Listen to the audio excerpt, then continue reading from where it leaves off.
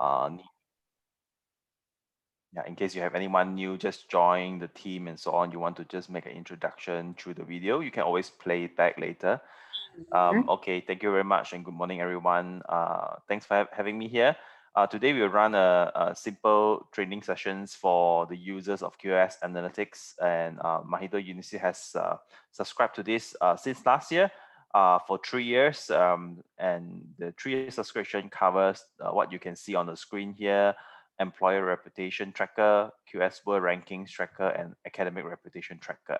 So these 3 trackers are, the tracker that actually quite important for the world ranking, the Asia rankings, and so on. I will cover one by one on the major functions of each trackers and how universities can use this to help them in their planning work or the performance improvement work or even international office relations, partnerships kind of activity. And to review their existing strategies or even to plan for the future by benchmarking their peers. Speaking of peers, each of the trackers, you have your own Unisys peers that you're benchmarking. That's selected by the university. So let's start off with the first tracker, which is the academic reputation tracker. So in academic reputation tracker, we have many modules or interface or what we call visualizations. Academic reputation is the survey that we conduct for the rankings every year, and we are currently running the survey now from February to March. It's live. Every university can submit 400 contacts each year to QS to nominate their partners in joining the survey. You have to go through the rankings methodology to understand fully on this survey mechanism. But we are not covering this today, but we are covering the visualizations today. So by understanding the rankings methodology, then you can actually understand it through here, methodology tab, QS rankings, you can understand academic reputation, all these things here through the education portal or the tab here. But we'll cover the functionalities today. So in the first tab, you have considered institution, and then you have highlights, and then you have rankings performance. So just open these 3 for now, and then we'll go through it one by one. So considered institution, we have the peer list that's actually based on the university's request. So basically, we have 15 peers here. I think Mahidol, maybe more. It's more than 15 if, from the looks of it. Normally universities have about 15 universities to track, and these are the universities selected by the university to benchmark. So, and their acronyms here, you can see University of Queensland, UQ, and so on. It's just for information, which universities are in the list. So in case you're not familiar, what is NTHU, you can always refer back to the considered list. Okay, so nothing special here, just showing the list of peers. Second thing is highlights. Highlights is normally a top level report that we generate for the university, the users, on how the university has performed. So the first one, you can see academic reputation rank. So in the world ranking, academic reputation is one of the indicators. So in this indicator, it has its own ranking. So this is not the world ranking, but this is the academic reputation indicator ranking. So in this indicator ranking, you can see the past year performance of the university has been on the uptrend, slightly up and down, but you can see it's generally uptrend from 241 positions to 196 positions in the latest world ranking. That's what it means for the academic reputation rank. And in the latest ranking year, the 2022 edition, which we released in last year, June, the university has received in total 1,610 responses. These are the 5 years breakdown. We use 5 years of cumulative responses in calculation for each ranking year. So that's why we always show the 5 years breakdown. These are the breakdown for 5 years in terms of academic reputation nominations. We also explain a little bit here, in the most recent 3 years are weighted 100%. Working backwards, you have 50% on the 4th year and 25% weightings on the 5th year. So that's how we calculate the scoring by weightings, and the breakdown of international and domestic responses. So So in the world rankings, international response are weighted higher at 85%, while domestic are weighted at 15%. So you can see here, Mahido has 58% of the nominations coming mainly from international, which is a good thing because you are being weighted higher when you have more international responses. And we also provide a summary of locations. Where are the top nominating countries other than Thailand? So these are all just, it's something like an executive summary of the performance of the university in academic reputation. So you have Malaysia, Indonesia, and these are the nominations percentage and raw numbers. In the rankings exercise or in the fact file or in QS website, you normally do not see the number of nominations or number of votes received by the universities because these are all the raw numbers or raw data only available through the tracker. That's why there are many users that do not subscribe to this, do not have access to this kind of information or data. And through this, you know that, out of your total nominations from overseas, Malaysia is number one, Indonesia, Japan, Philippines, and these are the top countries. This is very important data, especially for IR department, international relations, whether these are the countries that you work closely with. Do you have any other countries that you have put in a lot of effort, but it's not reflected here? These are the questions that we normally ask the universities. What happened if you have a lot of nominations that are missing from one country? Do you really put their names into the survey every year to QS, or how? Why are they not recognizing the university? So questions like these are quite good to ask. Then we have subject areas, the breakdown. So as you know, QS break down by 5 subject areas. So life sciences are the one that received the most nominations for Mahido, then followed by natural sciences, social science, arts, and engineering. So meaning your top performing faculty areas or subject areas are life sciences and medicine. And then we have the global share. So what is a global share? In an ideal situation, in a situation where you want the rankings to keep going up, or the academic reputation to keep going up or improving, you will want a higher global share in an uptrend manner. The reason why is because as more and more people or academic answer the survey year on year, you want to have an increasing share because you want to gain a piece of larger pie in this, so that you're on the uptrend. If your share is on a declining trend, doesn't mean that you have less people voting for you. It just means that sometimes the total sample size of the survey got bigger, but you're not having the same trend as the growth of the sample size. Then you have a reduction in share. But ideally, this is very very ideal in terms of global share. But the other faculty did not increase much as compared to life sciences and medicine. Then you have the raw number by the subject area. So you can see life sciences 730. So how do we derive these numbers by subject areas? You might be wondering, do we ask these questions in the survey? The answer is yes, we do ask the respondent to provide their area of expertise in the survey. When I'm answering, for example, if let's say Iwei is a professor in medicine, right? Then automatically my nominations to Mahido is given towards life science and medicine. So the demographics or the subject area that the respondent selects will help you to get scores or votes or even nominations in this area, depending on what area of expertise they have. So that is how we come up to this kind of breakdown, by having just the same respondent answering the survey. Then we also have what we call the narrow subjects. We have 50 over subjects now in the QS survey and QS subject rankings. And the domestic nominations, the number one is medicine, and then followed by business and so on.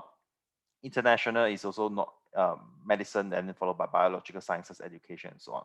So in the same survey, we also asked the respondent to further to select further their area of expertise in the subject. So if they have selected life science and medicine, then they can select 2 subjects, either medicine or any other things. They can select 2, and from there we also can get to dissect their area expertise for their votes. So if, let's say, I'm a professor in economics, then my votes will be to Mahido as 1 vote generally, and then economics is 1 vote, and then also social science is 1 vote, because social science fall under economics. That's how we derive these kind of or dissect these kind of nominations in the survey.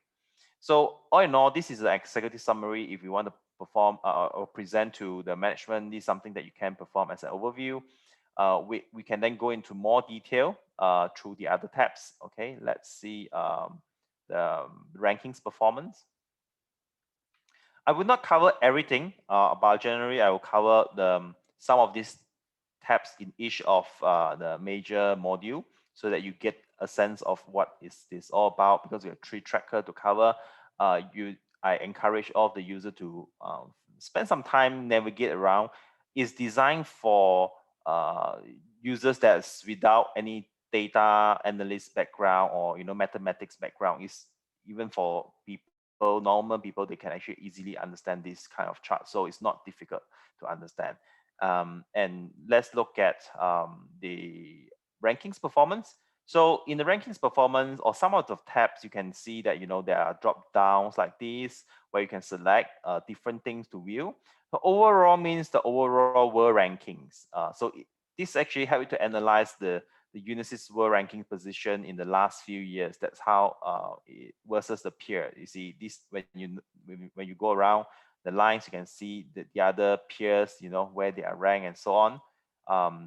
And you can check by switching to academic reputation rank or overall world rankings. That's how you can see different data. Or you can even slide around to just look at maybe those that are ranked at certain positions and so on, at the top 100 or and so on.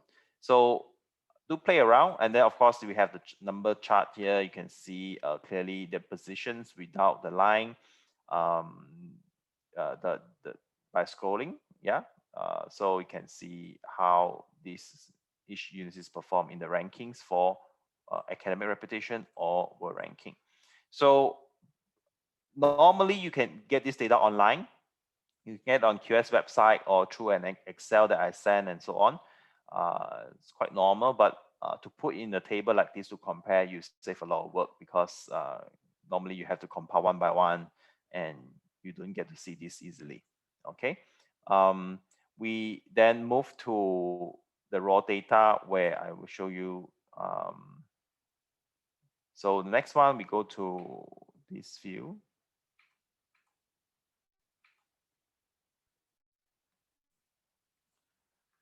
Let's continue to look at some raw data and to do some benchmarking. So now you know the Unisys well. I mean, your own Unisys well. The function of analytics is really to benchmark and compare the others as well. That's why we allow peer selections, and through this exercise, you can get to see how far you are from your peer university, and what are the actual gaps to be top 100 or top 50 and so on. So because you get to know their actual raw numbers versus your actual raw numbers. And just give it a few seconds to load, because I'm opening a few tabs at the same time. Sorry.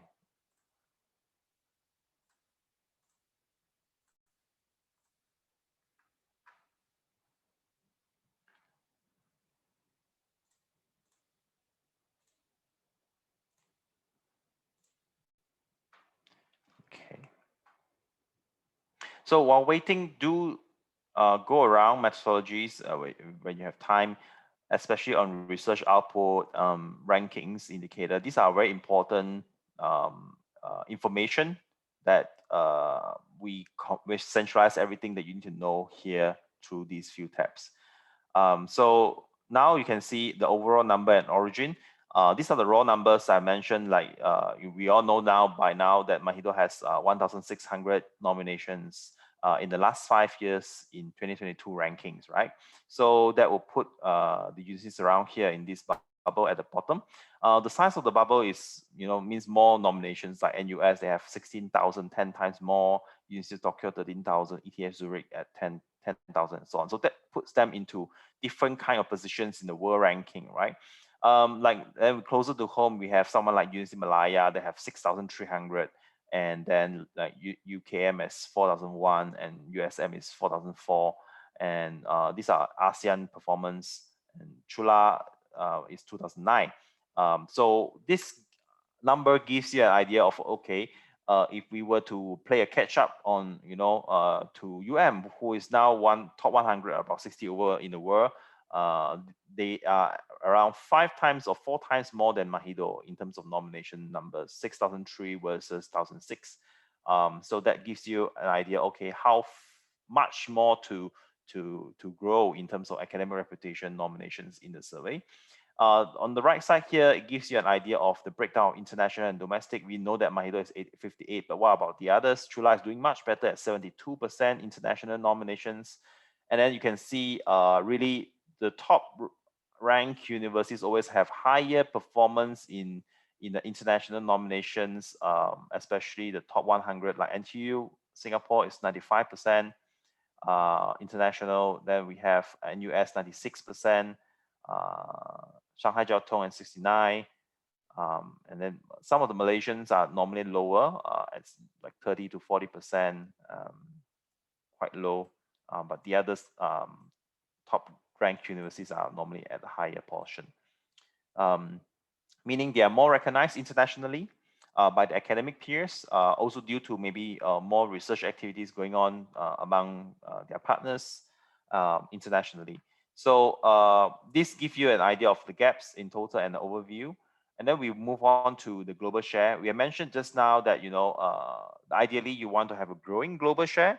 And that's this chart that can actually share with you how much share are the top performing universities holding in the total response. For example, here 10%. So let's just say that in the AR survey we have 130,000 people answer the survey, around 130 to 150 to be honest. So 10% of it is 13 to 16,000, right? So really NUS is holding this much of share from the total answering pool, which is very impressive.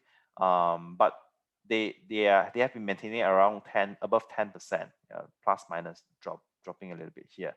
But you can see University of Tokyo used to be at 11%, now dropping to 8%. Means if the sample size of the responder has grown, but why is University of Tokyo having not growing? So there is a decline in share, and also ETH as well from 11% back then now to 6.55%. It's not ideal situation for them. So again, you can see the different universities having their shares, and Mahido is actually at, you can just deselect and select just Mahido, then you'll be able to find the line. So Mahido in total is about 1%. Yeah, because we have 160,000 people in the academic reputation survey. So 1% is 1,600, which is 1%, which is on the rise, but could be done, could be more. Yeah. So we then move on to the next one. So we know that in the summary page or the highlight page, we know five years breakdown for the university, but we do not know the peers, right? So we can then benchmark the peers and see how are they performing in the last 5 years breakdown through scrolling different universities. So you can also play with the filter here. There's a filter on top where you can just filter out by locations. Let's say you want to view Malaysians and Singaporeans and just these two, because there are too many universities, you just want to narrow down a few, and maybe Thai. All right, so that will help you to narrow down to the ASEAN regions to see the university's performance in the last few years. So it's pretty much almost the same. Most of the universities are having more nominations in the last academic year survey which is actually, well, no one is having a declining percentage, which is good in this case. Yeah. So more information, you can also do this by subject areas. So let's say, because life sciences is the biggest, you want to look at life sciences and medicine only. You can do so. Okay, so you can do so by looking at life sciences and see how others are performing. Yeah, Mahido is here, and then you can see you are doing better than Chula. You're doing better, but not better than Chiang Mai in terms of percentage, but in terms of raw numbers, yes, it's higher because you have 730 just for life sciences. So this allow you to evaluate how many or which faculty or which broad subjects are performing. You can also do so by narrowing to international response only, because this is important. You can then see, to be more specific, life sciences nominations coming from outside of Thailand, from this ASEAN region in the latest rankings here. How is everyone performing? Yeah. So in this case, you have 499 international response for life sciences and medicine, higher than Chiang Mai, higher than Chula, and then just behind NTU and US in the ASEAN comparison, right? Even higher than Yeah. So that's how you can do this through changing the filter. You get different type of data in the same visualizations, which is quite important, because this visualization itself is not telling you one story, but they're telling you a different kind of story through different filtering. Okay. So again, I'm just going to cover the functionalities. I'm not going to provide analysis. It's just that you have to provide your own analysis, but before that, you have to know the functionalities. So these are some of the functionalities you can use. So next is locations. Many universities also look at this as important, because this is where essentially you plan your outreach activities, your internationalization activities for the university. And of course, we have Mahido as default here. You can also check out the other universities and see where are they going, or where are they having their nominations. This is also very important to know where your competitors are heading. So let's say we just exclude Thailand or exclude domestic, and look at how the other universities are reaching out internationally. So we all know that Mahido top countries are Malaysia, Indonesia, Japan, and all this in the highlight page already. By now, in this tab, you can look at other benchmark peers. So for example, we like to look at Chula and see where they're heading. You can see whether they are similar countries or not. So like Chula, they have 645 nominations just from Malaysia, and then 300 from Indonesia, 300 from Japan, and 100 from Philippines. These are all triple digit countries, which is very impressive. Then we look at Mahido again, the numbers, and you can see 200, 100, 169. So again, Chula is doing really well in Malaysia, Japan, and Indonesia, despite they are the same country, but the number of nominations is much higher. So if I'm in the position, I will ask then, if there are 600 Malaysians voted for Chula, why only 200 voted for Mahido in this case, right? Where are the 400 going? Why they are not voting for Mahido? Because Mahido and Chula should be comparable. Both are top universities in Thailand. Why they are not recognizing Mahido, but only Chula, that 400 people, right? Because then we have 300 Indonesians, but only 100 of them voted for Mahido, and 300 in Japanese, that only 100 voted for Mahido. So these are the gaps, which are quite obvious, and it's something that I think the universities should close the gap in these areas, right? Then another 60 over did not vote for Mahido from Philippines, and we then can know how where are the countries that are having serious gaps to close. And of course, you can also take a look at a different kind of angle is through different universities from outside of Thailand. Maybe just look at and then we look at NUS and see, okay, if having this kind of country, which is not their top country, could there be an interest, or could there be a growing interest from like South Asia, because you have Pakistan, India, Bangladesh, these are South Asia region that the users can actually look at, even though Indonesia is already there, because if we look back at Mahido, South Asia region is quite far away. It's only like India is the #1 appearing one with only 20 nominations, while there are many South Asian academics are voting for UM. So these are areas that you could potentially identify which area that you have missed out or that your peers are getting nominations from. That might help you in venture into new areas, new regions. And then we look at NUS. They're having 2,000 Malaysians or 1,300. The number is really impressive. We can't compare head to head, but just to look at the geographical locations and the volume that they have versus the current state. Well, we can't really compare head to head again, but it's good that we know that there are so many Malaysians actively in the survey voting for NUS, right? You want to gain more shares from the Malaysians or from the Aussies, from the Indians and so on. Not just 20 votes, but maybe 200, maybe 50 or 100, this is the something like a top ranked universities can receive. You are not aiming for all of it, but you are aiming to grow it in some areas. There are many questions also on, what is happening in China? Do we really get votes from China? Because many ASEAN universities partner with Chinese universities, but they are not getting votes in return or nominations in return. Like NUS got 893 from China. Many other ASEAN universities do not get votes from China. So we also then find out, like let's say Mahido and China, only 10.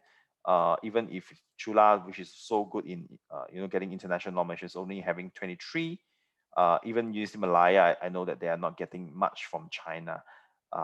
52 or in double digits, right? So again, these are questions that you might be wondering: do we really conduct survey in Chinese? Yes, we do. We do conduct survey in Chinese as well. In the academic reputation survey, we have Chinese editions and other languages. And they are also really like, let's say we look at Shanghai Jiao Tong and look at in domestic numbers, you can see how many are there from China, about 1,000 over from China alone, voting for Shanghai Jiao Tong, one of their own university. So in this case, there are Chinese academics, okay? It's just that the university is not getting it. You might need to find out why. Or Zhejiang University having 1,004 from China, yeah. Okay, so again, do use the filter. You have the filter by faculty area or the broad subject area. So once you have this, then you have more information on each country for each faculty. This is also very important. So we go just one example. We just use life sciences.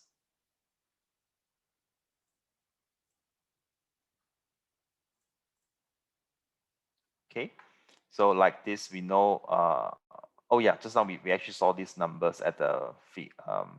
We saw the total number for life sciences, but we do not know the breakdown by country. Yeah, so these are the breakdown. And then you can then compare with the other peers. Again, doing the same exercise, but different kind of data, different level of data.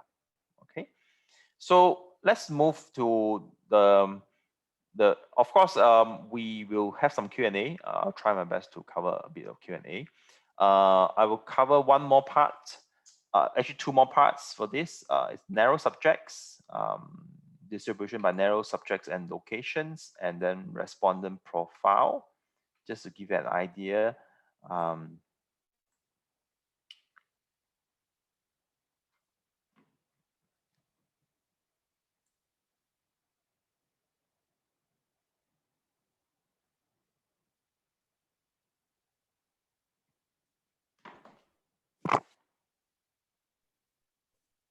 I have some questions. Oh yes, sure.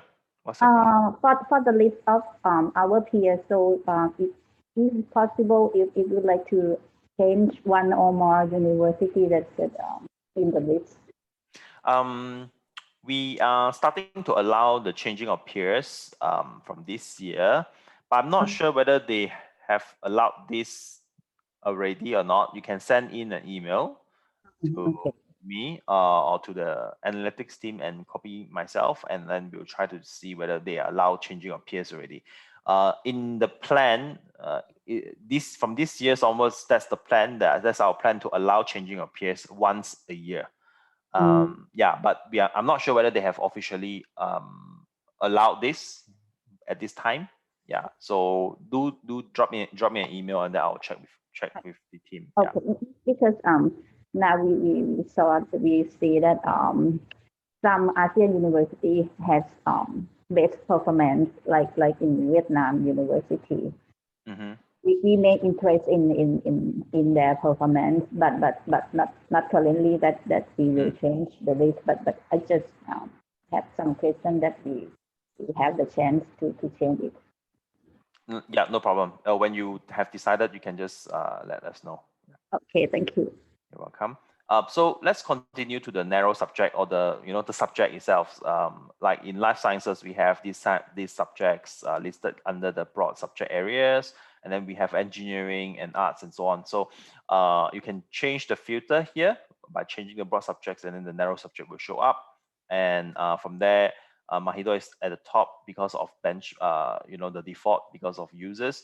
So from here, for example, if we look at medicine subjects, yeah, which is, you have subject rankings in medicine, you can just do a filter, a sort that NUS in this peer group list is, having 1,100 for these subjects alone, and then MAHIDO is at 297.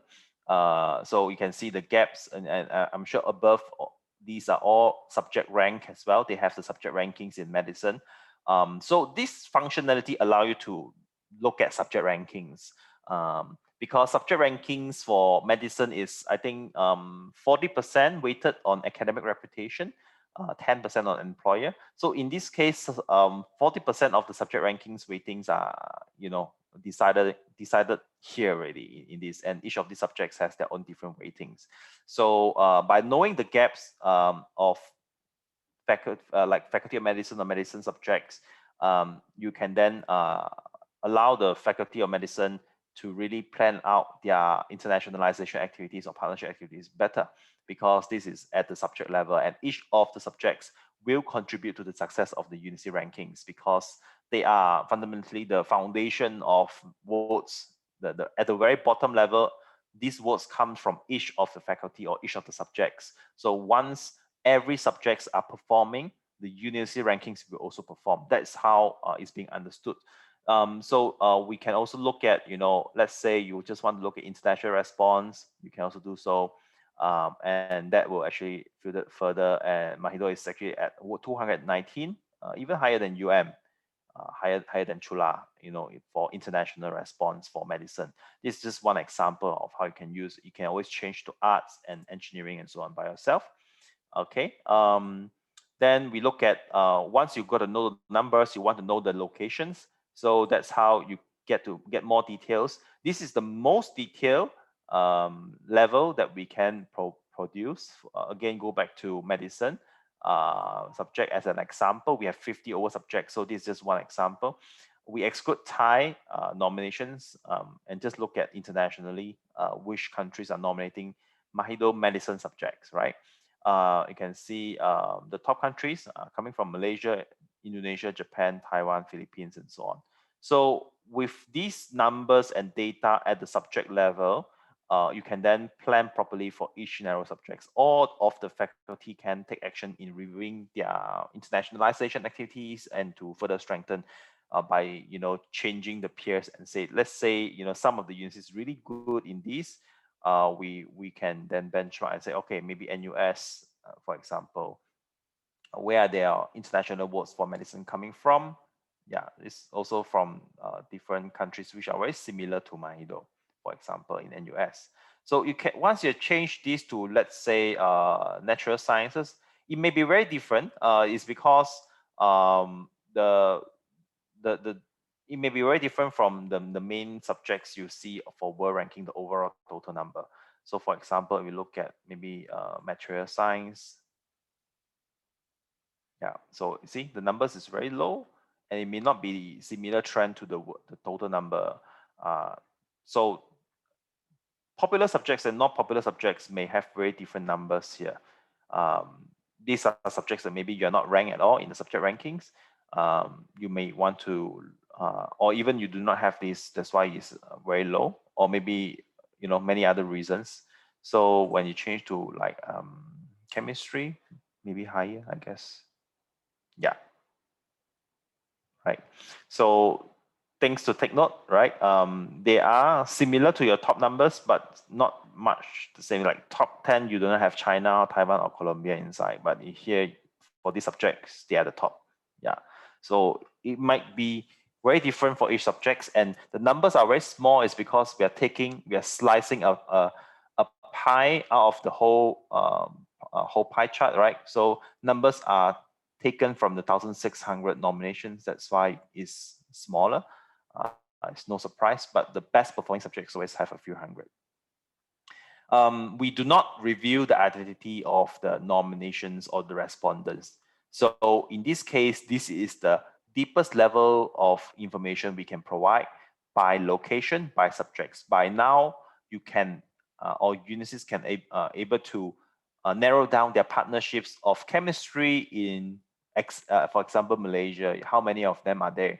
You roughly know your partners have voted for you or not at this level of data, but not any more further regarding the identity of a person. So speaking of identity, then we have the demographics. We allow the demographics to be analyzed. So here you can choose, the profile aspect of the university and their respondents. So for example, you want to know how many high research intensity universities that voted for Mahidol. You can then look at this, or what's the age of the universities that the respondent come from. So for example, we have these, these are the others plus yourself. Okay, Mahidol is here. So you have the red, okay, yeah, this, the color. So how many of them, so near to 40% of your total respondents are from very high. And then you have a high is slightly higher. This is the number, I mean the color. Very high makes up about 30%, and then low research, no, we have very little here. Yeah, more, just like the others, I guess. And then so you can also look at the age, the size, age, and so on, the status, whether they're public, private, and so on. So all these things are here. Do play around with it, and we have to move on because of the other tracker. Finally, the roles, how many of them are senior, or what is the job positions? You can also understand from these demographic analysis. Most of them are the professor, associate professor, which are the direct partner or the working partner of your collaborations.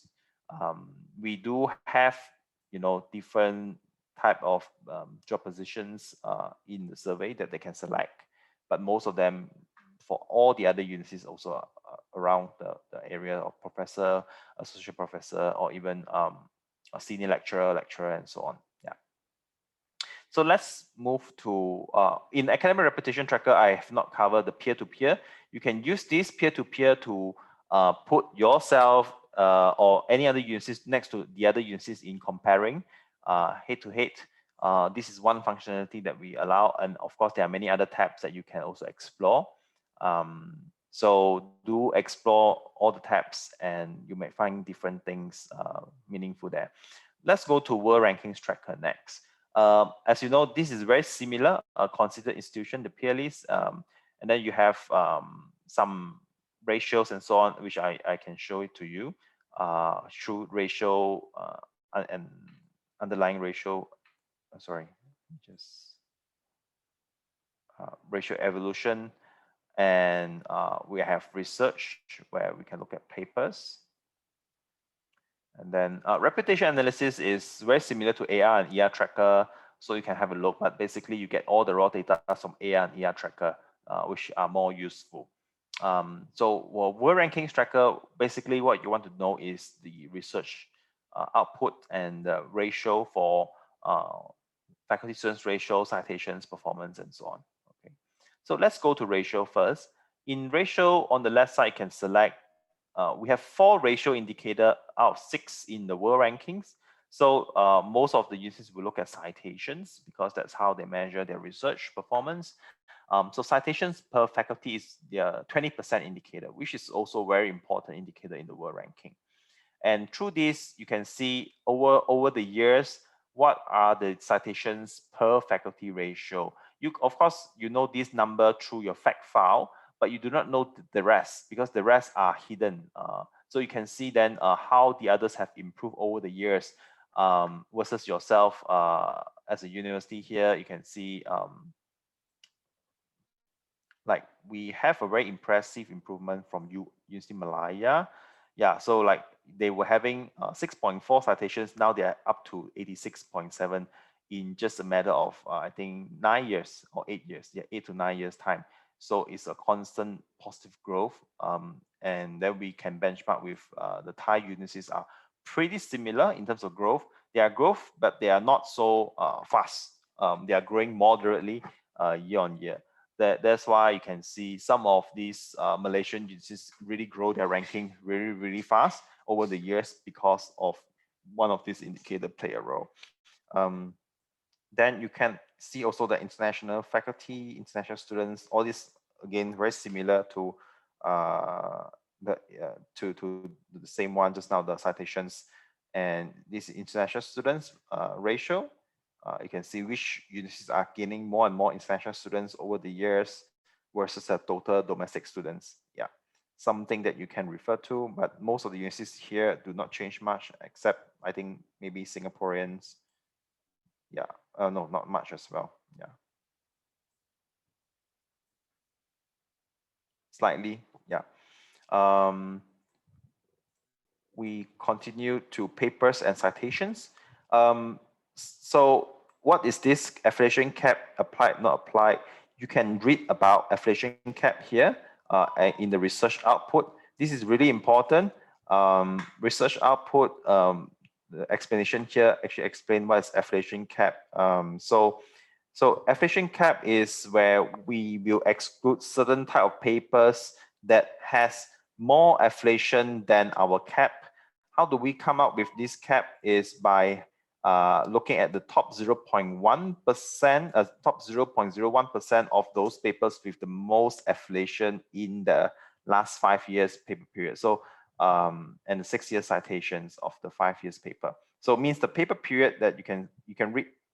If you read from the start, you know what is our paper period and so on. So from the 5 years paper in Scopus, these numbers of papers with the highest affiliation will be excluded. So this is how we come up with this number. So for example, physics and astronomy papers, anything that is more than 87 affiliation, normally we will exclude them. So the total papers excluded in this area is 1,800 papers. So and then we go into like medicine is 31 and 4,000 papers being excluded, for example. So this number or this cap number changes every year, but it will not go very far away. It's because we are slowly moving the paper window to the next year and so on. So the changes, the fluctuation will not be very big, but it changes. This is uniquely QS kind of exclusion, is because we find that the paper that exclude these kind of caps normally attract very high citations. That's why we produce slightly different results for rankings as compared to Times Higher Education rankings, because their cap is different and our cap is different. So different subjects also have different dynamics in terms of affiliation. Therefore, you can see like business is only having a cap at 8, while medicine is at 31. So we do take into consideration of each subjects and their publications dynamics. Okay, so with this in mind, then you can apply the cap and not applied button. We calculate the rankings result through affiliation cap applied. Means this is the number we use to calculate the rankings. But why would we also show this button is because this is your raw number. Before we apply this, you can see how does the cap affect your citation performance. So let's just take a look at Mahido. Okay, so Mahido, with the cap applied, you have 14,000 papers and 103,000 citations, with citation per paper 7.2. Okay, with the cap applied, this is what we use for the rankings calculation. But without the cap, so just let's see whether you have more. Yeah. So you can see without the cap applied, you basically have 7.8 citations per paper. Is now 0.6 citation less per paper. It was 14,000 papers. Now it's 15,000, means there are approximately a few hundred papers being taken away through the cap. So and 118 citations. Again, let's go back again just now with the cap. Okay, so about 600 plus papers being taken away and 15,000 citations. So you can see these 600 papers contribute to 15,000 citations, which is I think 10% of citations from not even just a few percent of the papers. Yeah. So these kind of papers normally generate very high citations. That's why we enforce a cap like this. But basically, this is a number with the cap applied. That's what we use for the rankings calculation. These charts, of course, let you benchmark with other universities and how many papers they produce, like NUS and their citations. 53,000, NTU is 48,000, and so on. Just for your information in benchmarking, how many papers these top ranked universities produce during that 5 years period and their citations. And you have here 20,000 papers in 5 years, and their citations around 200,000, 9.6 citations per paper. There are of course more data, but let me cover employer tracker. If you have more time, we can come back to this again one more time. It's not that they are not useful, it's just that we don't have enough time. Employer tracker is a very simple interface. So employer tracker, we try to simplify as much as possible by giving you the access or the ease to use through a single interface where you don't need to go through or jump around many tabs. We are going to change to this kind of interface very soon for academic reputation. We are launching it in a few months' time. Okay, so for employer reputation tracker, you can see it's just one page. There's nothing to jump around, but once you go around this, you can change the data. You can also select the school here by having the drop down as well, which is in the next page. Yeah. So this is just summary of how many nominations you have received from how many countries and your ER rank in Thailand and global ER rank. So comparing to the other peers in ER performance, you have 272. Employer, normally we have less respondents, so not surprising. Like NUS, they have how many? 16,000 in AR, but in ER only 4,900 because we have less respondent sample size in ER survey. That's why the number is a bit smaller. It's not like the university is not performing, it's just that we have less people answering the survey. But still, some of the universities managed to get quite impressive numbers, like Malaysians, like Singaporeans, they are still having a few thousands of them. I was informed by most of the Thai universities that, or even our internal data collection team, that many Thai employer respondents do not or did not opt to receive further survey from QS after completing 1 year of survey, which is not good. Means what the universities could do is to really to educate the employers that you're nominating that, hey, this is important for the university. QS will conduct annual survey. We appreciate if you can answer it every year instead of just 1 year. What I was told in our database that we have very few Thai employers, not because the universities did not submit them, is because most of the Thai employers, after answering for the first year, they choose not to be contacted by QS anymore in the last 2 to 3 years time. That's why you can see Chiang Mai, yourself, Mahido, and even Chula, having only a few hundred, not even thousands, because most of the Thai employers do not want to be contacted. So this is the growth. This is 5 years response in 2022 rankings, and compared to last year, there is more than 100% growth, which is very important because your base is very small. The base number is very small, so you need to have very high growth in order for you to be competitive in the rankings. Well, employer reputation is just 10% for world ranking, which is not the most important indicator, but this is quite important for Asia rankings because it's 20%, and also very important for subject rankings. Some of the subject rankings takes up to 30 or 40% employer reputation weighting. So like especially social sciences, arts subjects, arts and humanities subjects, they have higher weightings for employer. So in this case, we could not neglect this, and the high growth is required in order for you to sustain your Asia rankings or even your subject rankings. Okay, so some information on international and domestic. In employer, is 50-50% split, means there isn't any preference given to international nominations. They are the same as domestic. So if you do well domestically, you are safe, you are doing well. The line here shows, you know, the average in your peer, where are the others are getting. So you are quite close in getting international nominations in among your peers group in this tracker. It's just not domestic is a bit lower comparing to the peer average. So most commonly nominated with Chula, of course, when you have a lot of similar people from employer nominating Chula, you also get that votes from for Mahidol as well. So 64% similarity means 64% of the people voted for both of the university. And yeah, and most of them are from China for international. Okay, and performing arts surprisingly have the biggest share. So this is the, again, summary page. Once you go into different page, different tabs, you can actually see different data.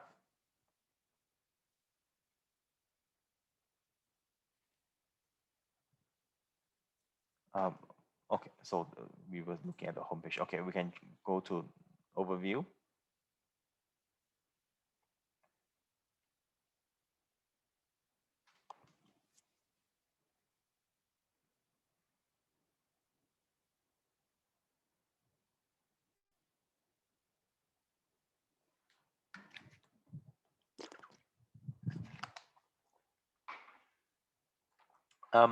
While waiting, any questions?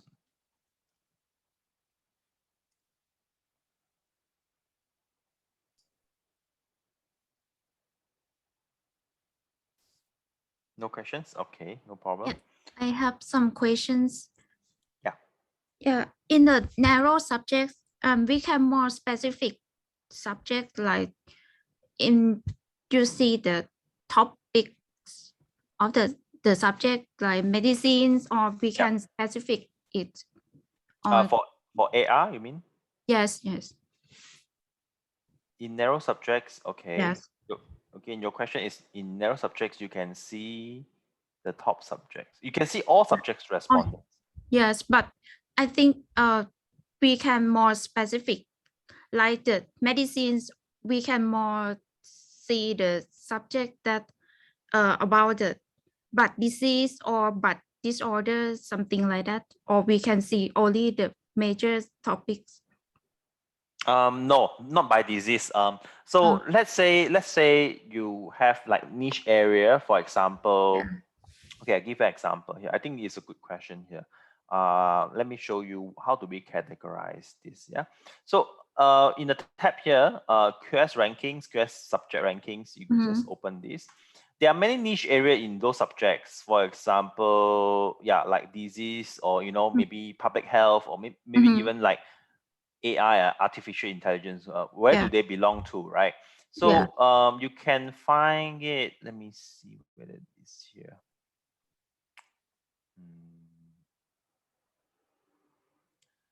There are ways to find.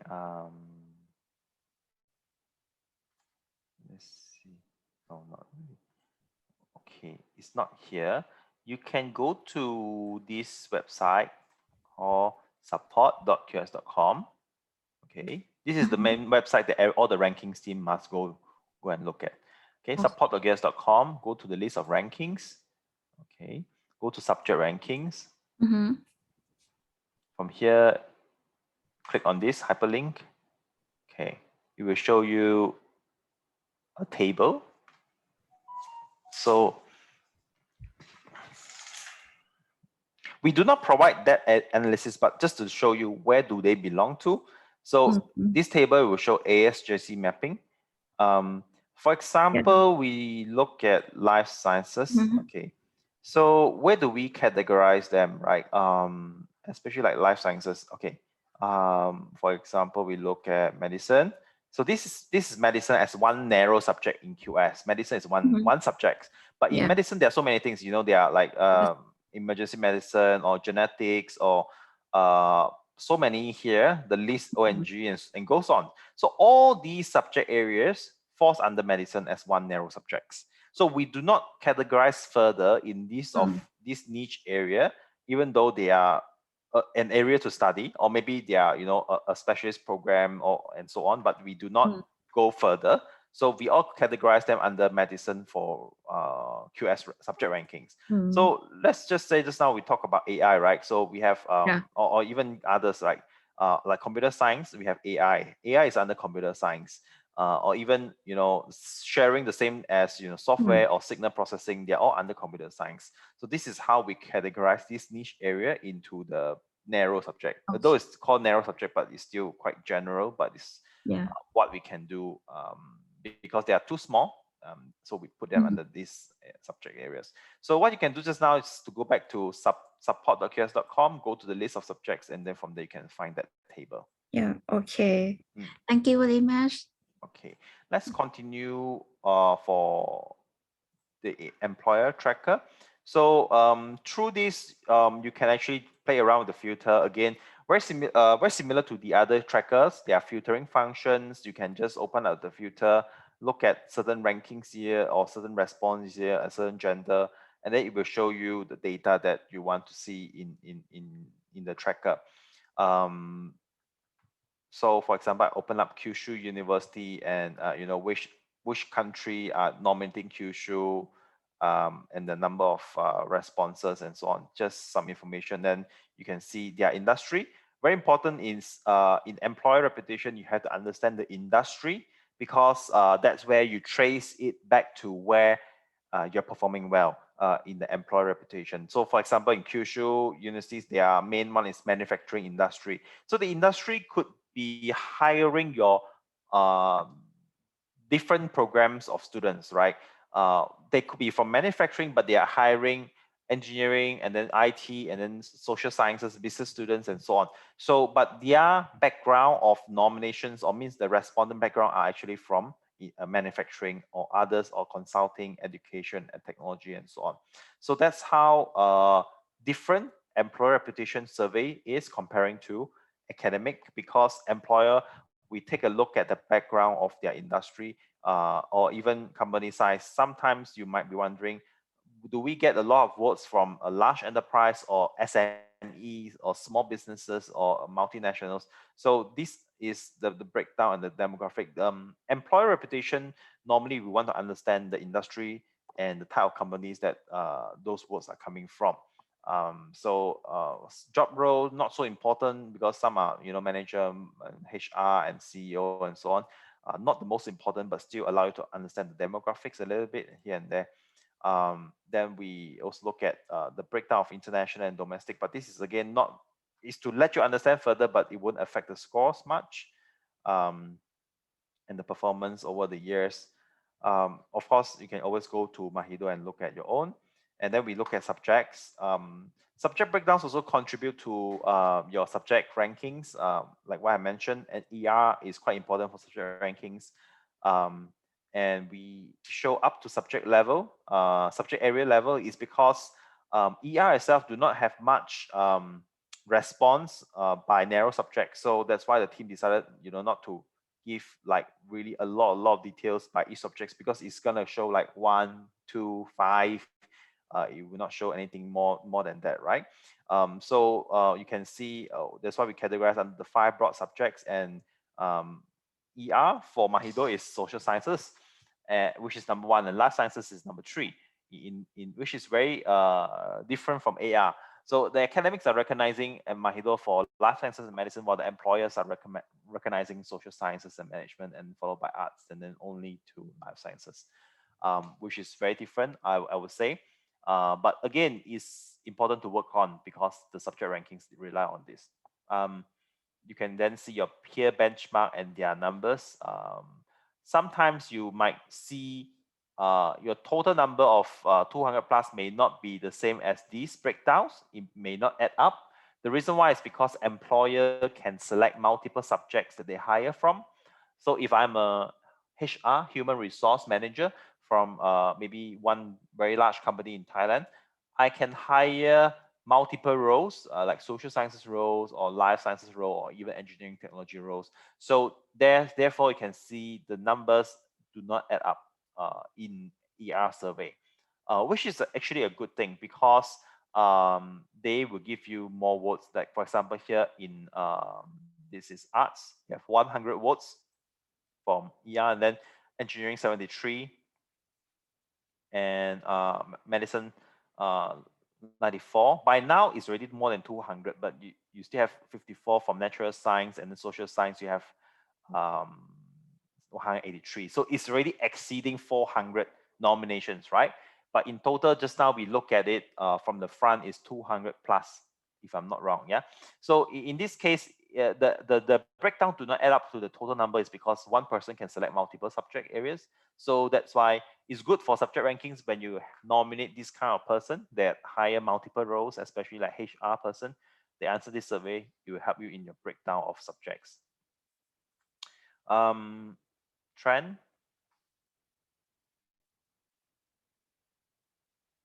I'm already over time by 5 minutes. In case you have another meeting to attend to, let me know.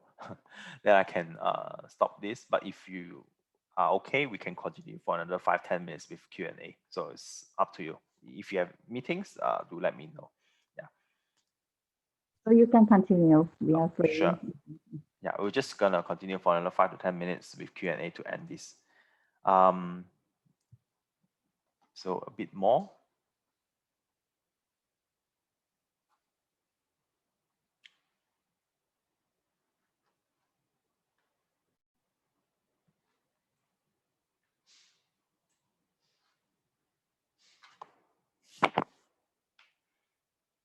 Again, while waiting, if you have any questions, you can also ask now.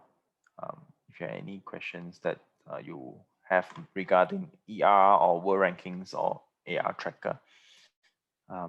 So trends breakdown is again global share. So global share is, you know, the if you're on positive trend is always best because that is how you can actually gain more competitive positions. But this is showing just on wait, let me see. Yeah, MAHIDO getting shares from Thailand and the others. As long as it's positive, is good. Don't fall into a negative share. Means there are more Thai people in the survey, but they're not voting for MAHIDO. Then there must be something wrong. And then we look at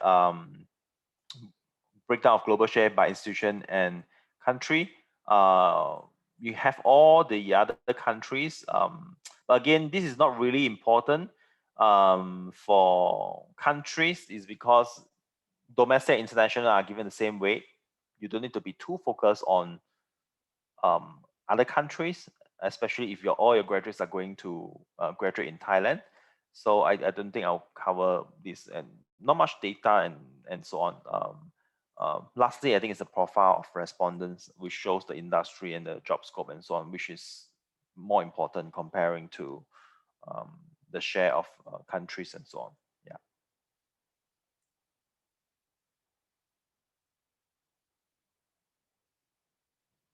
So you can see, just now we saw the summary, but now it's more detailed. You can see the other competitors and their main respondent industry. So for MAHIDO, it's education, others healthcare, consulting, technology, and so on, which is very different from your life sciences. I mean, you have maybe this from life sciences and medicine, but the others are not much. Yeah. So something that to look at and say, okay, if there is a thing that you need to do for medicine faculty is really to look at how they can partner better with their employer and to generate more quality contacts. It probably one of the is one of the action items that you can do. Then we can look at Chula and their industry, whether they are the same as Mahido, just to compare, because most of them are, very similar. Education and then technology. Health is not the number one, the top 5, but consulting is also there as well. Let's go back to Mahido again. Job role, how many % of your respondents are from which kind of title versus your other peers? So the darker one is always the most numbers. So manager and executive are mainly your students or your alumni bosses. You know, they're hiring managers, or they could be also your alumni as well that they're hiring now, because we do not restrict alumni in answering this survey, but they must be, you know, after a few years of working experience. And a lot of universities actually gotten from HR, which human resource and Mahido did not focus. This is a big chunk which is very potentially could be added into the survey name list, is because they hire for multiple roles. If they are not in your survey, means you're not getting much for subjects, the other subject rankings. This manager normally gets a lot for a specific subject only, like 1 subject or 2 subjects maximum. But HR can nominate multiple subjects because they are in the central positions. And the type of companies, whether they are global companies or national companies or regional companies and so on, the breakdown, just for you to understand further your partners. Responses, not much. Company size and global company and their positions. So let's say you have global company CEO, you only have 8 CEO, but you have a lot of national company CEO nominating the universities. So this to give you more insights on positions and the company size. I mean company origin and scope. So there's also a peer-to-peer functionalities as well for you to put next to each other to compare, and that's pretty much for ER. I know that you have submitted, the submission for data is now over. What you can do is to use this data to really help you to plan your year activities that will result in better AR, ER, and also research as well. So it's not something that you shouldn't use even after the data submission is over. Like I've shared, like University Malaya use it almost on a bi-weekly basis because they are preparing so many reports for faculties, to management, and also to plan out activities for themselves. So this data can be used very frequently, as monthly or bi-weekly basis for different purpose. This is not just for rankings. It's more for the universities to understand themselves and their peers better in planning out their activities and reviewing their activities. Ranking is just the outcome of how you have performed for the last few years. I think with that, we can end the session today. Of course, if you have any questions, then we can continue for the Q&A. If not, then we can actually consider this as complete. And any further questions, you can always drop me an email to check and ask. Thank you very much. Okay, so thank you, Ivy, for today's training. So if my colleagues have any questions, so I think they will send you an email. Sure, no problem. For the explanation. Okay. No problem. So, okay, for today, thank you very much. Thank you. Please take care. I will get back to you via email again about our discussion on the last discussion, because the agenda has already postponed. So I think it will be put into the team meeting again, because the last meeting we learned that there are a lot of agendas, so it was postponed. So I will get back to you again. Okay, no problem. Thank you. Please take care. All right. Bye-bye. Bye-bye. Thank you very much.